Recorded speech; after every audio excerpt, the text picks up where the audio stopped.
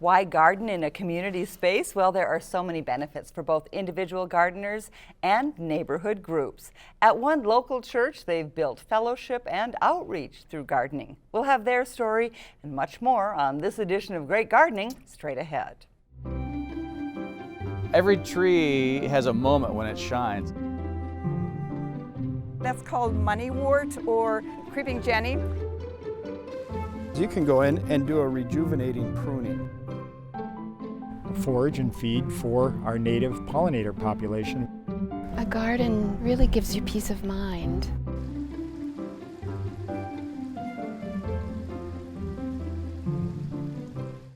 Hello and welcome to Great Gardening. I'm Pamela Fish. Tonight we visit a churchyard garden set up to educate and assist the surrounding community. And speaking of assistance through gardening, well, these guys are about the best helpers you will ever find. Tom Casper is a local garden professional, Bob Olin, an area horticulturist and educator. Now combined, I bet you guys have been helping the garden community for what, about 100 years or so? 70-30. I knew you were waiting for that. I'm sorry.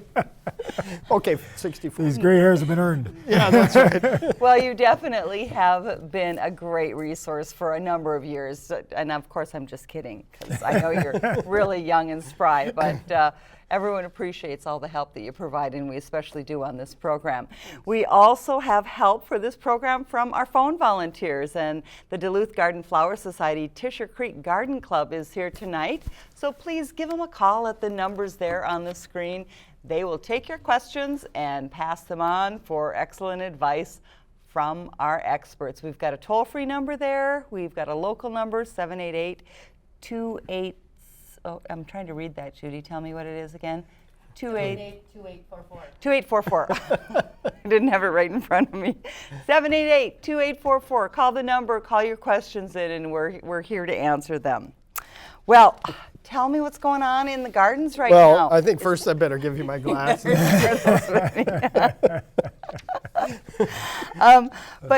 But there's a lot going into the ground now. Well, yeah, you know, we went from, and we might see this with a lot of the climate trends, we might see a lot of these fall starts. You know, we had a fall start in March when it got very warm. We thought it was going to be very early spring. Then, you know, what was it, the last weekend that we had, 26, 28 degrees. And then now, though, it seems as if things have really started to warm up. And we're going to get warming soil temperatures. It's still a great time to get rooted containerized material in the ground. Tree shrubs and so forth, but we're at the point now where a lot of even warm-seeded crops can be put in the ground. You want to be careful about frost-sensitive transplants, your tomatoes, your peppers, and so forth. We can still have a high probability of frost before we're well into summer. Yeah, and certainly the same thing with annuals. We're getting out and picking them up, but still probably too early to plant them unless you're able to move those containers if we do get, because really, 5 days ago we had frost, a little snow even. Yeah. Yes, we did. And that can do more damage than you expect. If you look at some of the native materials or some of our, let's use our blueberry crop as an example, very frost resilient, but it really hasn't opened up yet. It's just barely starting to open up. So if you put something that came from a nursery a little bit farther south or a greenhouse, you put them out in these colder conditions or intensely bright conditions. Got to be a little careful sometimes there too.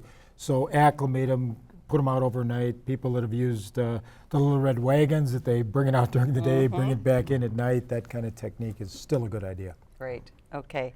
Well, we have questions that come with pictures sometimes, and so I've got one here that I want you guys to take a look at. This is from Ed and Linda Hendrickson, and what happened is their 35-foot white spruce is getting some damage there on the tips.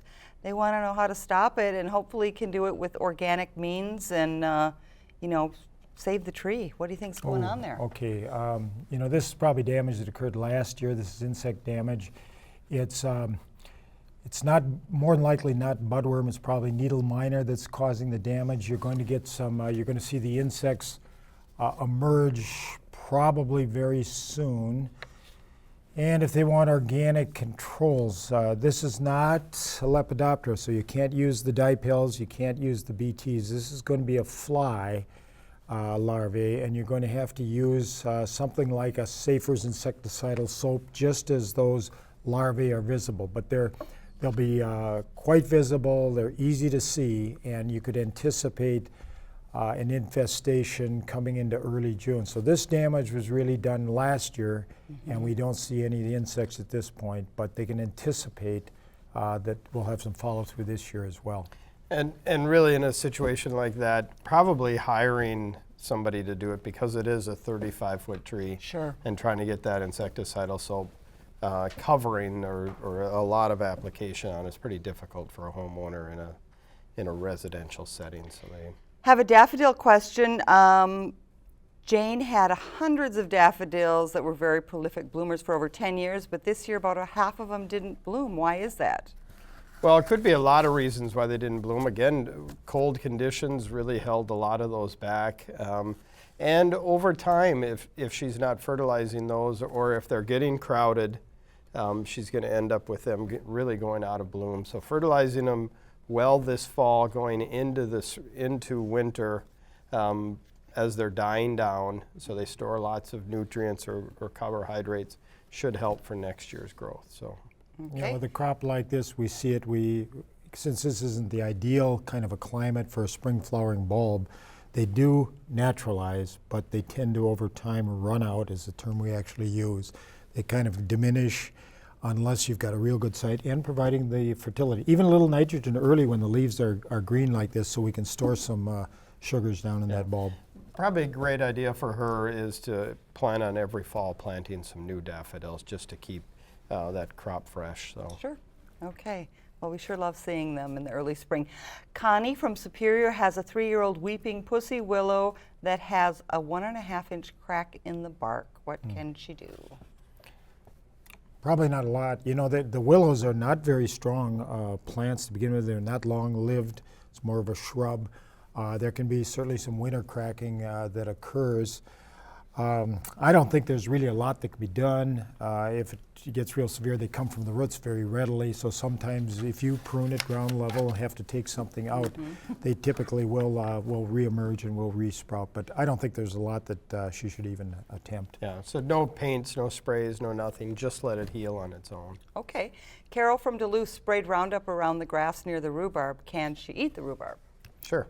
Couple weeks probably before she wants to do anything like that, though. The key there is around the rhubarb, and if you're spraying, I just don't advise people to use any kind of a pressurized spray system, because you get the stuff vaporizing and can get on the leaf tissue, and you may not realize it. This time of year, you won't see the effects from rhubarb or from a Roundup application until maybe 2 weeks after the actual application. So anyone that's trying to do this, wipe it on, be extraordinarily careful about using any kind of a pressurized application. Okay. And really she can screen it or use some cardboard to separate the plant from the Right. grass to protect it. So That's a good technique.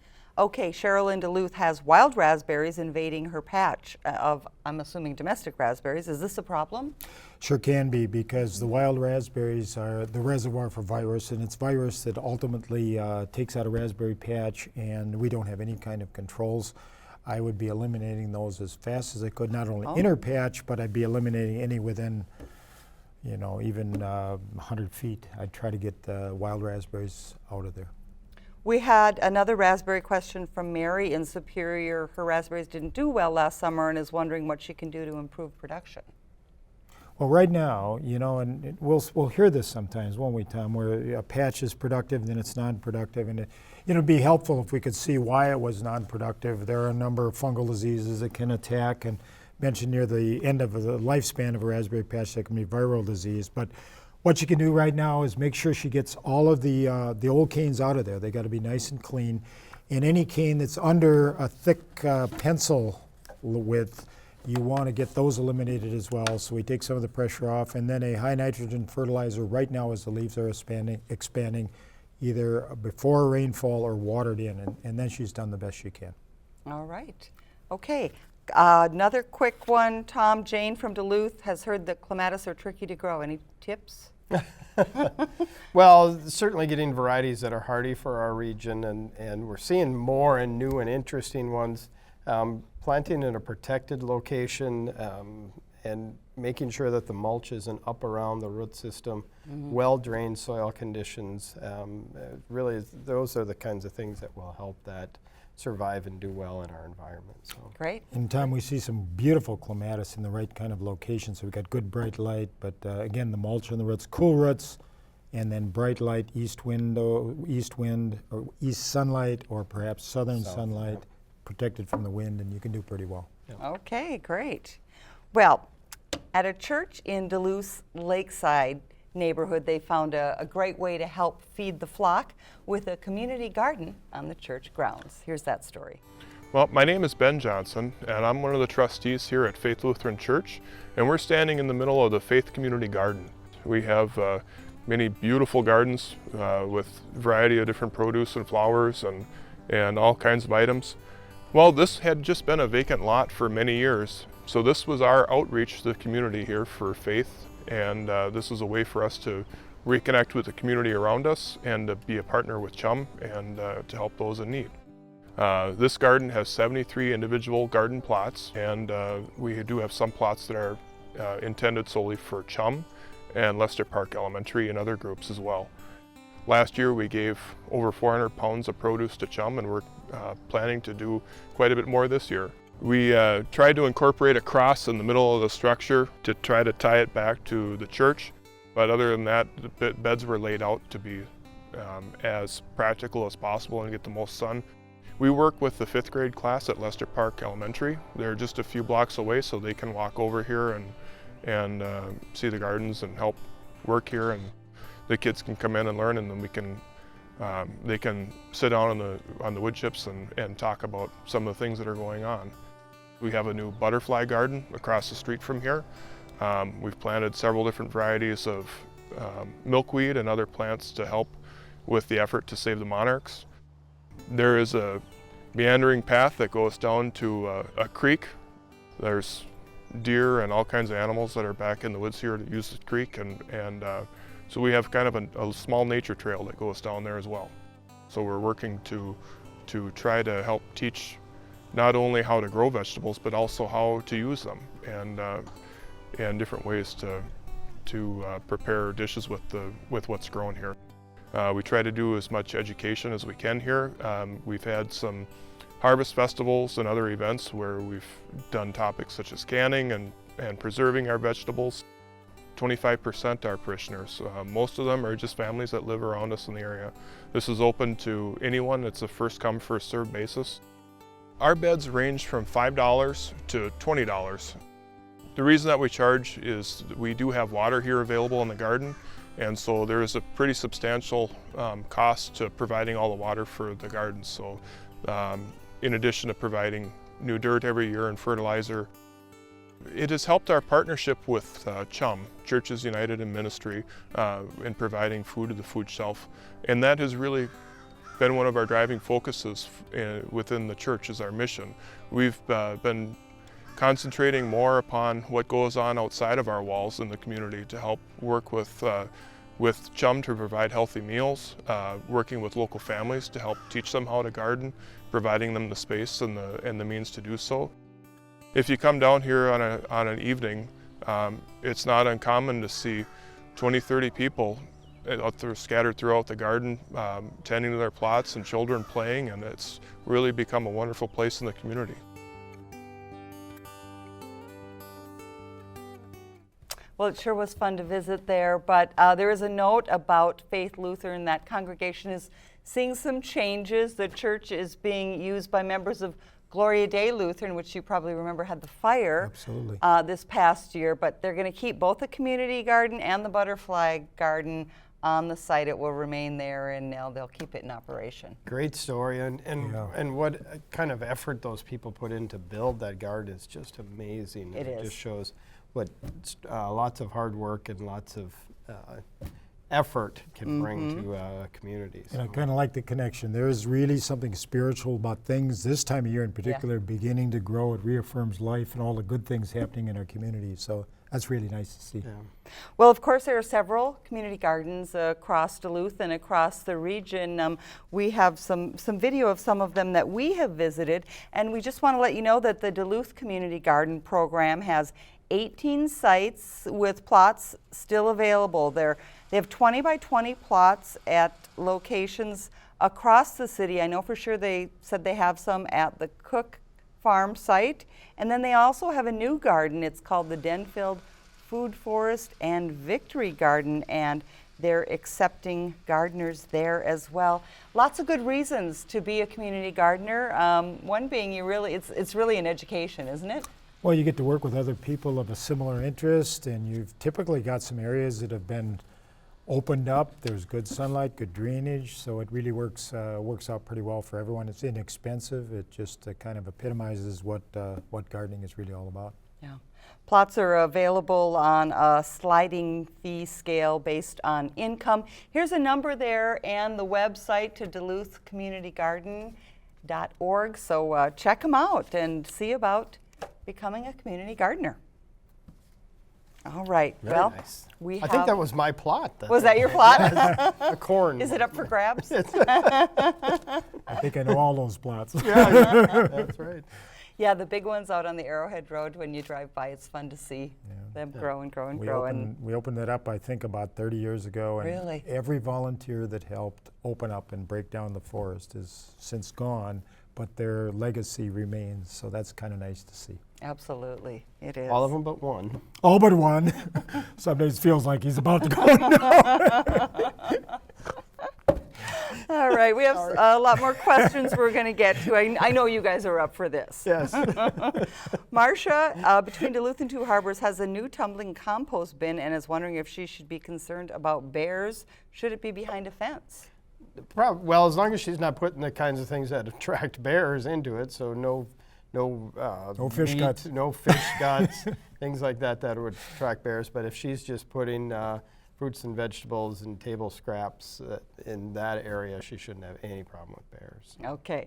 Fran from Duluth has shrub roses and is wondering, how do you contain them or keep them from getting out of control? Pretty easy to. Lots of pruning, and we're seeing a lot of shrub roses that are much larger than what was originally on those tags. So lots of people are dealing with this, but easy to control. Cutting them down, cutting those canes. You can just about do it any time of the year, and keep them in shape. So. Okay. This one's for Bob. Wayne from Saginaw has heard you talk about mineral soils and is wondering what that is. Okay, basically anything that you grow in, the soil can be from one of two sources. Just to simplify things, they're either organic or they're mineral.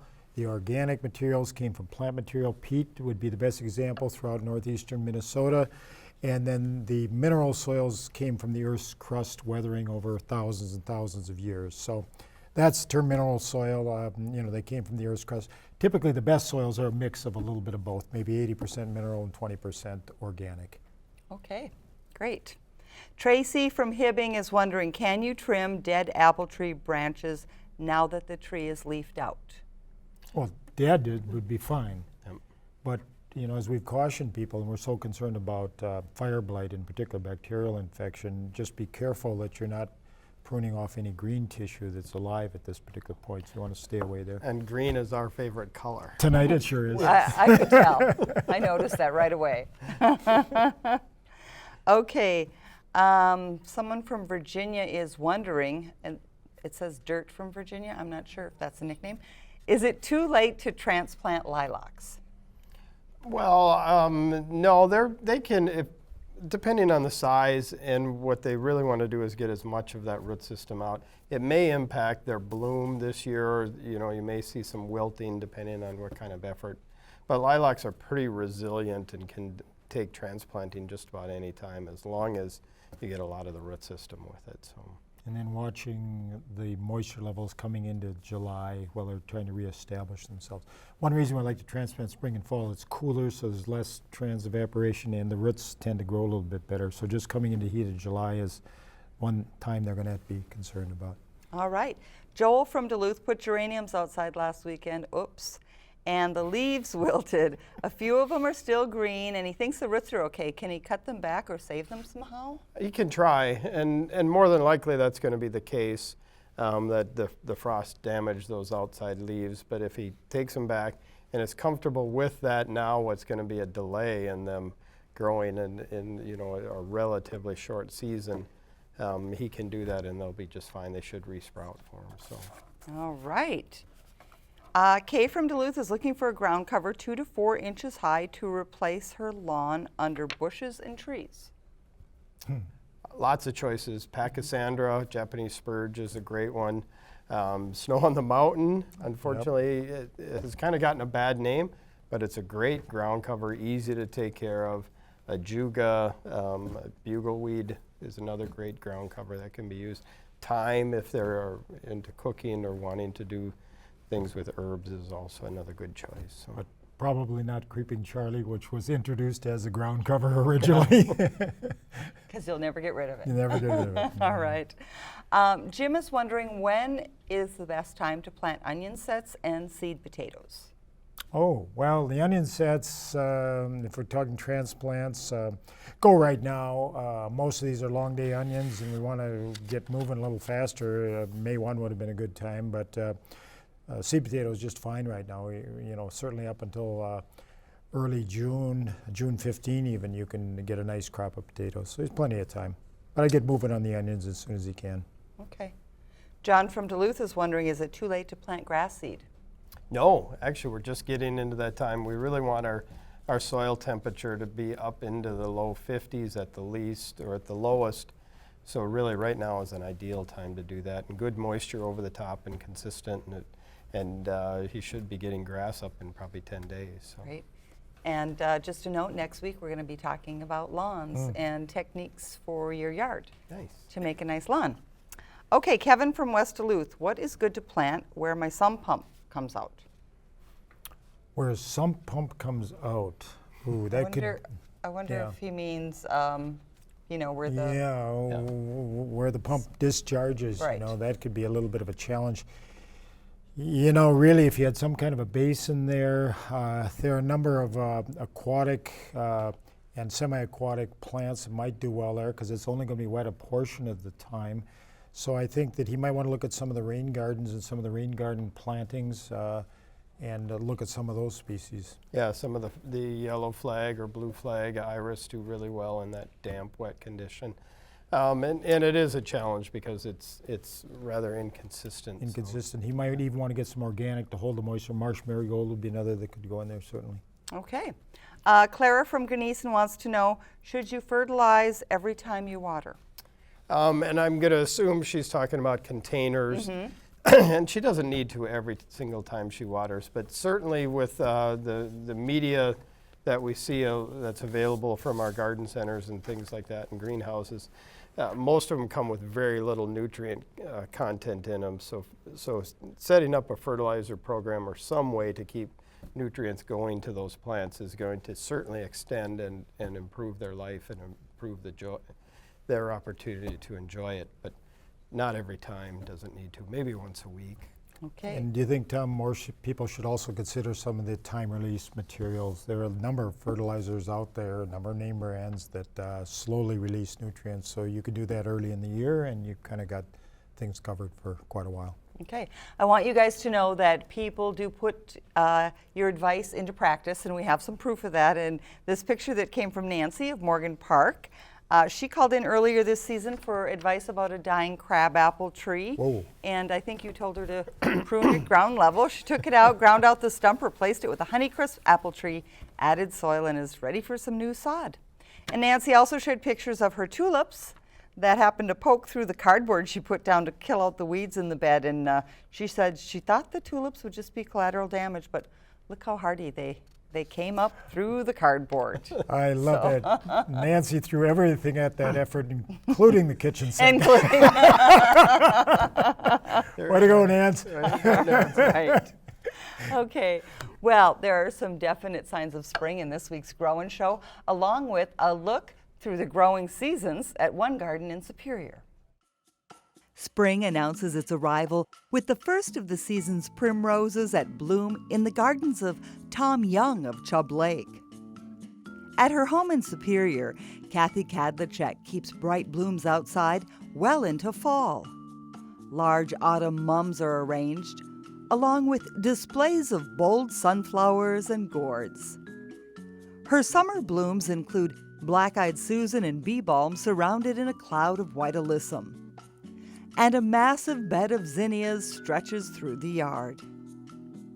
Red coleus and geraniums are the focal point of the planters along a path to the door. In the same Superior neighborhood, Phyllis and Desmond Curry repurposed this pantry table with bright purple paint. Filled with brilliant bursts from pink, yellow, red, and orange annuals, it makes a stunning display on the backyard patio. A bushel basket of the prettiest pansies bedecks an outdoor corner of the house. 2 wash tubs on the deck spill over with New Guinea impatiens. And a yellow bird bath does duty as a garden home for the fairies. If you have great garden displays, send them our way, and we'll share your photos with garden enthusiasts in neighborhoods across the Northland.